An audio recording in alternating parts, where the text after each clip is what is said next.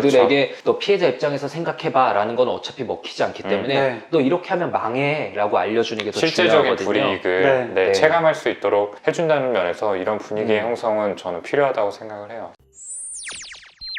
안녕하세요, 내부자들입니다. 안녕하세요. 오늘 방송에서 저희가 준비한 주제는 바로 학폭입니다. 학폭 이슈가 연일 매스컴을 도배를 하고 있죠.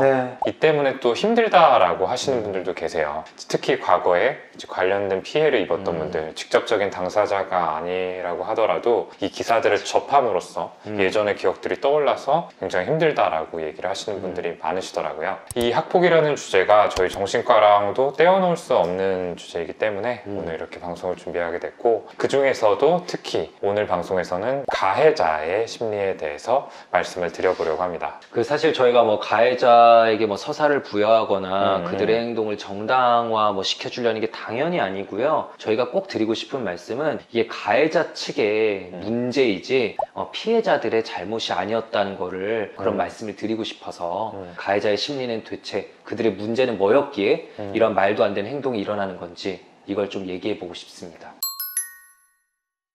그렇다면 왜 어떠한 원인이 있길래 또 어떠한 심리가 있길래 이 학교폭력의 가해자가 되는 걸까요? 네, 일단은 뇌가 덜 자란 상태입니다. 사람의 뇌는 20살까지도 성장을 하고, 특히나 우리 이마 쪽에 있는 이 전전두엽이란 부분이 가장 늦은 나이까지 20살까지 자라나는 부분이고, 실제로 뭐 중학생 아직 덜 자란 경우가 굉장히 많아요. 고등학생도요. 이 전전두엽이 뭘 담당하냐면 이 충동성 조절을 하고, 감정을 좀 조절하고, 그리고 공감 능력을 발휘할 수 있는 가장 이제 인간다움을 가질 수 있는 부분이죠. 근데 이게 덜 자란 애들은 아직 좀 인간답지 않을 수가 있는 거예요. 몸은 성인만큼 컸는데 아직 아이의 마음에 머무를 수가 있는 거고요. 그래서 우리가 정말 와, 쟤는 어떻게 대체 그럴 수가 있지? 상대방 입장에서 생각해보면 어떻게 저렇게 잔인한 행동을 할 수가 있나? 이런 것들을 그냥 서스름 없이 할 수가 있는 거죠. 제가 한 가지 기억나는 게, 제가 대학병원 전공의로 있을 때 고등학생이 입원을 했는데 따돌림 당하다가 약간 조현병 초기 증상이 나서 입원을 했는데, 어느 날 갑자기 병동에 병문안 온 다른 환자의 가족 중에 자기 가해 학생 한 명이 있는 거예요. 너무 놀라가지고 이게 뭔 일인가 봤더니 그 가해 학생의 여동생이 또 그 병원에 같이 입원해 있어가지고 하필이면 봤다가 우연히 본 거야. 이제 자기가 입원해 있는 거는, 정신과에 입원해 있는 건 학교에 비밀로 하고 왔는데 그래서 너무 애가 불안해져가지고 난 이제 망했다. 학교에 내가 정신과 입원했다는 소문이 퍼질 거고 나를 더 따돌림 시킬 거다 라고 해서 제가 그 가해 학생을 불러가지고 면담을 했어요. 너 한번 생각을 해봐라. 너 동생도 여기 입원해 있지 않냐. 그러면은 너가 여기 온 이유도 사실은 애들이 그럼 왜 갔냐 라고 할 때 할 말도 없을 거고, 너 동생 입장에서 한 번만 생각해봐라. 이런 일이 벌어지면 좋겠니? 라고 하니까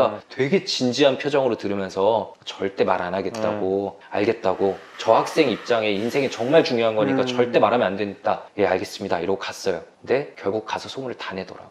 그러니까 충동성 조절이 안 되는 거고 공감 능력도 그냥 없는 거죠. 방금 말씀해주신 내용으로 그 부분을 좀 설명할 수 있을 것 같은데, 우리가 흔히 학교폭력이 제일 심한 시기를 중학교 시기라고 보잖아요. 중학생 때는 이제 전전두엽 부위가 충분히 성숙하지 않은 상태에서 또 몸집은 굉장히 커지고 스스로 할 수 있는 것들은 늘어난 그런 시기이기 때문에, 그러니까 이런 전전두엽의 미성숙으로 인해서 벌어질 수 있는 행동의 사이즈가 굉장히 커지게 됩니다. 그러니까 뭐 범죄로까지도 이어질 수 있는 여지들이 초등학교 때에 비해서 훨씬 더 많이 생기게 되는 거죠. 반면에 고등학생이 되면은 그 사이에 또 뇌는 성숙하는 과정을 거치기 때문에 상대적으로 판단력이나 충동 억제 능력들이 좋아져서 그런 행동으로 이어질 소지가 또 줄어들게 되는 거고요. 그래서 이제 성인이 되면서 이제 전전두엽이 충분히 성숙해서 그런 뭐 과거에 문제 행동이 있던 아이들도 내가 언제 그랬냐는 듯이 좀 차분해지는 경우들이 많은데, 물론 계속 미성숙한 사람들이 있어요. 아예 이제 반사회적 성격장애, 흔히 말하는 뭐 사이코패스나 소시오패스, 뭐 범죄자들로 자라나게 되는 경우도 꽤나 있죠. 그래서 그 사람들은 성인이 돼서까지 그렇게 과거의 행동들에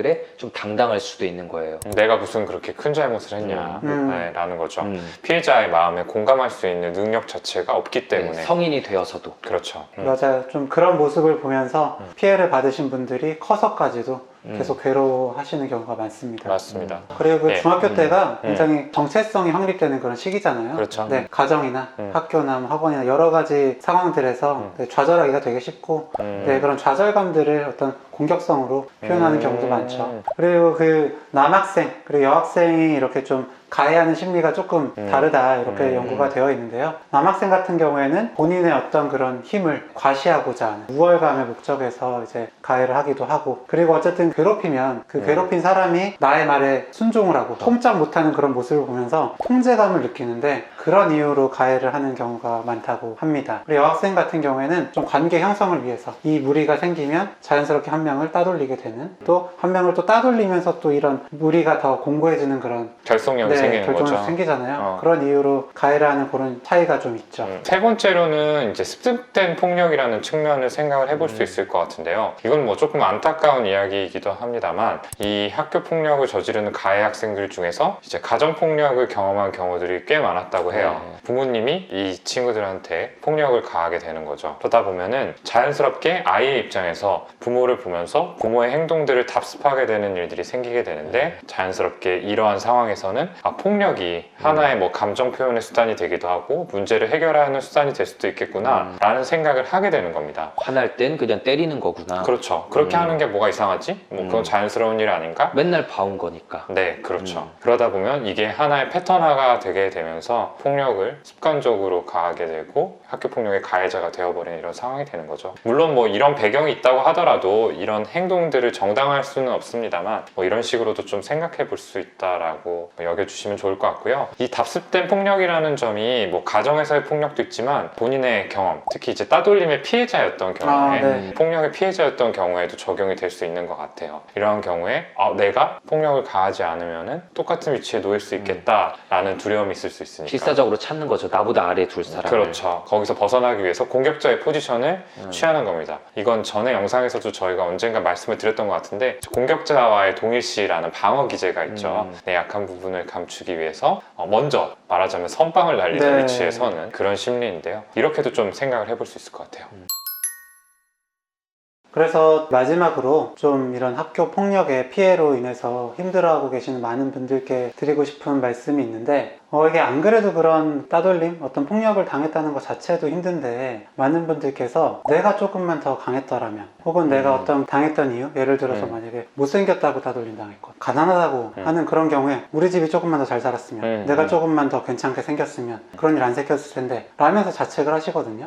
그런데 사실 그런 이유는 그냥 붙이기 나름이에요. 사실은 잘 산다고 따돌림 당하기도 하고, 너무 깔끔 단다고 따돌림 당하고, 공부 잘한다고 따돌림 당하고, 사실은 잘한다고 따돌림 당하는 경우도 많거든요. 그러니까 사람이 잘못이어서 부족하거나 약해서 따돌림 당하고 폭력을 당하신 게 아니다. 그걸 좀 말씀드리고 싶어요. 가해자가 뇌가 성숙하지 못했고 불우한 경험들을 했고 굉장히 미성숙한 방식으로 뭐 관계를 얻으려고 하거나 자신의 우월감을 내세우려고 했을 뿐이고, 운이 나쁘게도 정말 불운하게도 그 옆에 피해자였던 분들이 계셨던 것 뿐이죠. 맞습니다. 네. 그리고 또 말씀드리고 싶은 게, 성인이 돼서도 힘들어 하시는 분들 중에 과거의 일인데 나는 왜 아직도 이걸 잊지 못하고 여전히 힘들어하나 라면서 또 자책하는 분들이 맞아요. 계세요. 그런데 이제 영국에서 한 연구를 봐도, 이게 그런 학교 폭력을 당했던 사람과 당하지 않은 사람 비교를 한 연구에서 50년 뒤까지도 어떤 우울장애나 불안장애 같은 확률이 2배 가까이, 2배 이상 차이가 났다고 했거든요. 이렇게 과거의 그런 그 경험으로 인해서 이후까지도 계속 힘든 건 잘못이 아닙니다. 그냥 당연한 거죠. 네. 그 사실 정체성이 이루어지는 시기라고 하잖아요. 그 시기에 그렇게 계속 학교 폭력을 당하면 나는 약한 사람, 그리고 사람들은 위험한 존재라는 이 시각의 틀이 완전히 굳어져서